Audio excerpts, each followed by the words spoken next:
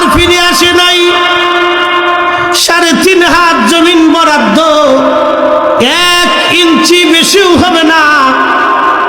একেবারে যিনি দরিদ্র তার জন্য 3.5 হাত বরাদ্দ, বিরাট বড় ধনী তার জন্য 3.5 হাত বরাদ্দ। বেশিও নাই কমও নাই, বেশিও নাই কমও নাই, বেশিও নাই কমও নাই। চেহারা দেখি কিয়ামতের ময়দানে আল্লাহ কোনো ফয়সালা করবে না। সম্পদার ফরিদি সাহেবের কণ্ঠ সুন্দর, এইগুলি দিয়ে আল্লাহর ফয়সালা হবে না। সুন্দর বিরাট বড় মুফতি মৌলানা বক্তা তক্তা, অনেক বড় চেয়ারম্যান মন্ত্রী এমপি মিনিস্টার, অনেক বড় অফিসার জাজ ব্যারিস্টার, অনেক পয়সাওয়ালা ক্ষমতাওয়ালা,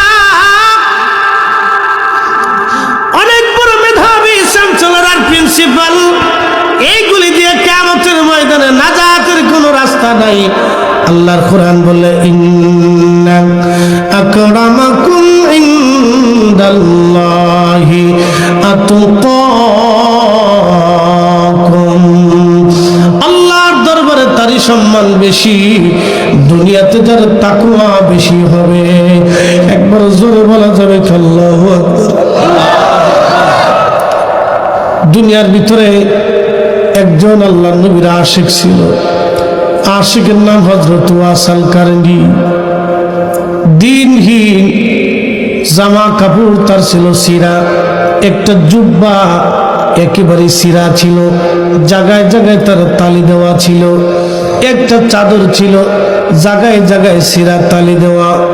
কোন রকম সারাদিন উট দুম্বা চড়াইয়া 2-1 পয়সা পাইতেন। এইভাবে কোন রকম তার দিন চলতো। যদি উট দুম্বা চড়ানোর চাকরি না পাইতেন তাহলে উনি খেজুর টুকাইতেন, খেজুরের বিচি। ইয়ামানের ছেলেরা খেজুর খেয়ে খেয়ে বিচি ফেলে দিত।